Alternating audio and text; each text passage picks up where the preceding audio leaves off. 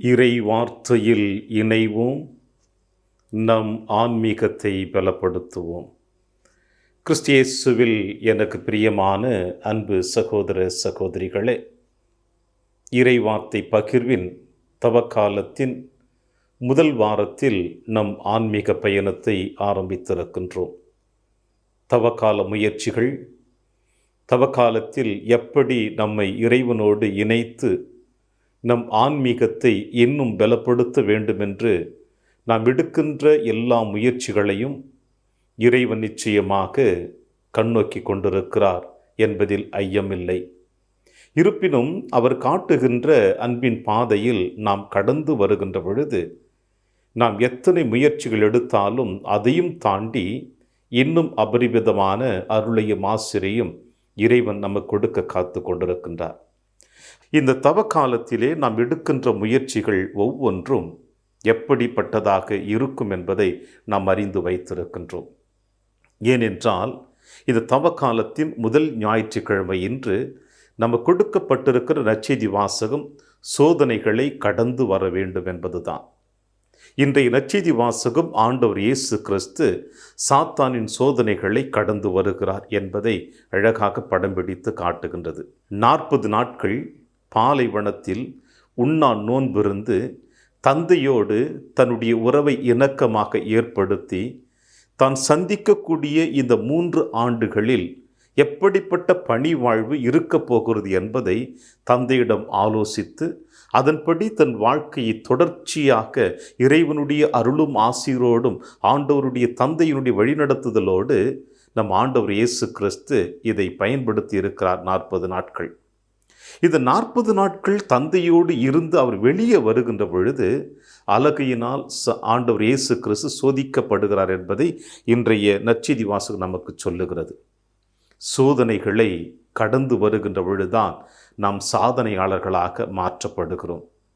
இறை சாயலாக படைக்கப்பட்ட மனிதன் எப்பொழுது ஆதாம் ஏவாள் அந்த சாத்தானின் அலங்கரிக்கப்பட்ட வார்த்தைக்கு தன்னை முழுவதுமாக ஈடுபடுத்தி கொண்டார்களோ அன்று முதல் இந்த உலகம் அழிகின்ற வரையில் இந்த உலகத்தில் இருக்கின்ற எல்லா மனிதர்களுமே சோதனைக்கு உள்ளாக்கப்படுவார்கள் என்பதில் எந்தவிதமான சந்தேகம் இருக்க முடியாது. எல்லோருக்குமே ஏதாவது ஒரு விதத்தில் சோதனைகள் கடந்துதான் வந்து கொண்டிருக்கின்றன. ஏன் நீங்களும் பல சோதனைகளை கடந்து வந்திருப்பீர்கள், நானும் பல சோதனைகளை கடந்து வந்திருக்கின்றேன். ஆனால் எல்லா சோதனைகளிலும் நாம் வெற்றி கண்டிருக்கின்றோமா என்பதுதான் ஒரு கேள்விக்குறியாக கூட இன்றைய நற்செய்தி வாசகத்தின் வழியாக இயேசு எழுப்புகிறார். சோதனைகளை சாதனைகளாக வெற்றியின் கனிகளை ருசிக்கக்கூடிய அளவிற்கு நம்மால் முடியும். ஏனென்றால் அது முதற்காரணம் இறைவன் உங்களையும் என்னையும் அவர் சாயலாக படைத்து விட்டார். ஆதாம் ஏவாள் செய்த பாவத்தை சொல்லி கொண்டு நாம் மேன்மேலும் அந்த தவற்றை செய்து கொண்டிருப்பதை விட பல நேரங்களிலே நாம் எடுக்கின்ற விடாமுயற்சிகள், கடினமான உழைப்பின் வழியாக எத்தனையோ நற்காரியங்களை நாம் செய்து சாதித்திருக்கிறோம். அந்த வரிசையில் சோதனைகள் உங்களையும் என்னையும் தாக்குகின்ற பொழுது அந்த சோதனைகளை வெல்வதற்கு இறைவன் தகுதியான ஆற்றலையும் வல்லமையும் கொடுத்திருக்கிறார். ஆபிரகாம் தந்தை கடவுள் அவருக்கு வாக்கு கொடுத்தார். வெளியே வந்து வானத்து விண்மீன்களை உன்னால் எண்ண முடியுமா?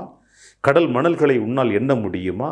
அப்படி இருக்கின்ற பொழுது அதைவிட அதிகமாக நான் உனக்கு சந்ததியை கொடுப்பேன் என்று தந்தை கடவுள் கொடுத்தார் வாக்குறுதி. ஆனால் கொடுத்த வாக்குறுதி அவருக்கு மகன் பிறந்தான். ஆனால் அந்த மகனை தந்தை கடவுள் எனக்கு பழி செலுத்த வேண்டும் என்று கேட்டுக்கொண்டார். கடவுள் கொடுத்த வாக்குறுதி வானத்து விண்மீன்களைப் போலவும் கடல் மணல்களைப் போல உனக்கு கொடுப்பேன் என்று. ஆனால் கொடுத்திருக்கின்ற ஒரே ஒரு மகனை எனக்கு பழி செலுத்த வேண்டும் என்று தந்தை கடவுள் கேட்டவுடனே எதுவுமே தயக்கம் இல்லாமல் தந்தையினுடைய விருப்பத்தை நிறைவேற்றுவதற்காக சென்றாரே ஆபிரகாம். விசுவாசத்தின் தந்தை என்ற அன்னையாம் திரு அவை நமக்கு சொல்லுகிறது, நாமும் அவருடைய பிள்ளைகளாகத்தானே வாழ்ந்து கொண்டிருக்கின்றோம். யோபு தந்தை கடவுள் அற்புதமான அவரை சோதிக்கக்கூடிய வல்லமை கொடுத்தார். சாத்தனிடம் கொடுத்த வார்த்தை, அவன் உயிர் மீது தவிர மீது எல்லாவற்றிலும் நமக்கு அதிகாரத்தை கொடுக்கிறேன் என்று. மனைவி, பிள்ளைகள், நண்பர்கள், தெரிந்தவர்கள், பொருட்கள் எல்லாவற்றையும் இழக்கக்கூடிய அளவிற்கு அவர் சென்றார். அவர் சொன்ன வார்த்தை என்ன? தாயின் கருவையிலிருந்து வெறுமனே வந்தேன், வெறுமனே நான் தந்தையிடம் செல்ல விரும்புகிறேன் என்று சொன்னார். அவரும் சோதனைகளை கடந்து வரவில்லையா? ஏன் நம் ஆண்டவர் இயேசு கிறிஸ்துடைய பிறப்பு நிகழ்விலே பார்க்கிறோம். அன்னை மரியாள் கருத்தரித்திருக்கிறாள் என்று தெரிந்தவுடனே சூசை அன்னை மரியாளை மறைவாக விலக்கிவிட வேண்டும் என்று திட்டம் தீட்டினார். ஆனால் தந்தை கடவுள் அற்புதமாக அவருக்கு வானதூதர் வழியாக கனவில் தோன்றி அந்த சோதனைகளை வெல்வதற்கு வாய்ப்பு கொடுக்கவில்லையா? அன்னை மரியாள் இது எங்கடமாகும், நானோ கணவனை அறியேன் என்று சொன்னாலே, அப்பொழுது தந்தை கடவுள் அற்புதமாக இந்த வானதூதர் வழியாக உன்னதரின் வல்லமை உன் மீது நிழலிடும் என்று சொல்லுகிற பொழுது சமுதாயத்தினுடைய சூழ்நிலைகள் எல்லாவற்றையும் கடந்து வந்த அன்னை மரியாள் இது ஆண்டவருடைய அடிமை என்று சொல்லிவிட்டாலே, அவளும் சோதனை கடந்து வந்தவள் தானே. இப்படி வேதத்தில் எத்தனையோ நபர்களை நாம் எடுத்துக்கொண்டே வரலாம். ஆனால் இந்நற்செய்தி வாசகத்தில் ஆண்டவர் இயேசு கிறிஸ்து 3 விதமான சோதனைகள் உள்ளாக்கப்படுகிறார். ஒன்று, ஆண்டவர் இயேசு கிறிஸ்துவை கல்லை அப்பமாக மாற்று என்றும், அதிகாரத்தை கொடுப்பதற்காகவும், இம்மேலிருந்து கீழே குதித்தால் கடவுளுடைய மகனாக இருந்தால் உன்னை காப்பாற்ற முடியும் என்று சொல்லி இப்படிப்பட்ட சோதனைகளை ஒட்டுமொத்தமாக சாத்தான் ஆண்டவர் இயேசு கிறிஸ்துவிடம் திணிக்கின்ற பொழுது இயேசு ஒரே ஒரு வார்த்தையில் அலகை விரட்டி அடித்து விட்டார். மனிதர்கள் அப்பத்தினால் மட்டுமல்ல, இறை வார்த்தையினாலும் வாழ்ந்து கொண்டிருக்கிறார்கள். எனவே தான் வேதத்தில் இருக்கின்ற ஒவ்வொரு நாளும் இந்த புத்தகங்களை எடுத்து நாம் வாசிக்கின்ற பொழுது, இறை வார்த்தை உணர்ந்து வாசிக்கின்ற பொழுது இது வாழ்வு தரக்கூடிய வார்த்தையாக இருக்கிறது. ஏனென்றால் வார்த்தை மனு உருவானார், நம்மிடையே குடிக்கொண்டார் என்று அழகாக வேதத்தில் சொல்லிவிடவில்லையா? இறை வார்த்தை யார் நம்புகிறார்களோ, இறை வார்த்தை யார் ஏற்றுக்கொள்கிறார்களோ, இறைவனுக்கு பிள்ளைகளாக யார் தங்களுடைய வாழ்வை கடந்து வருகிறார்களோ, அவர்கள் எப்பொழுதுமே எல்லா நேரங்களிலுமே எல்லா சோதனைகளையும் வென்று வர முடியும் என்பதைத்தான் இன்றைய முதல் ஞாயிறு நமக்கு அழகாக சொல்லுகிறது. நற்செய்தி வாசகம் உங்களுக்கும் எனக்கும் அற்புதமாக சொல்லுகிறது. ஆனால் நீங்களும் நானும் இயேசுவை போல நாம் சாத்தானை விரட்டி இருக்கின்றோமா, அல்லது சாத்தானோடு நாம் கரம் கோத்து நடந்து கொண்டிருக்கின்றோமா?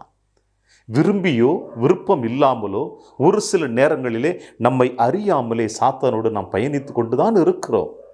இன்றைய முதல் ஞாயிறு, தவக்காலத்தின் முதல் ஞாயிறு உங்களுக்கும் எனக்கும் சொல்லுவது விபூதி புதன் என்று நாம் பலவிதமான ஒரு முடிவுகளை எடுத்து இறைவனுடைய பிள்ளைகளாக வாழ வேண்டும்.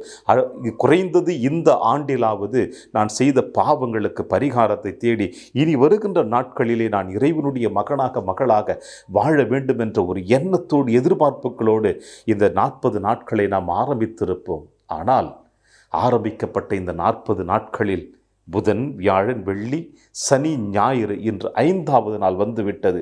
இந்த 5 நாட்களில் எப்படிப்பட்ட சோதனைகளை நாம் கடந்து வந்திருக்கிறோம் என்று சிந்தித்து பார்த்தோம் என்றால் நிச்சயமாக நம்மால் சாத்தானை விரட்ட முடியும்.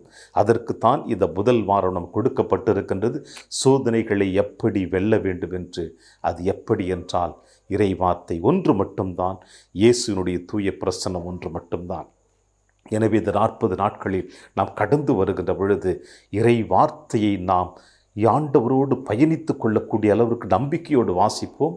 அந்த இறை வார்த்தையை நமதாக்கி கொள்ளுவோம். நமதாக்கி கொள்ளுகின்ற பொழுது இயேசு நம்மோடு கடந்து வருவார்.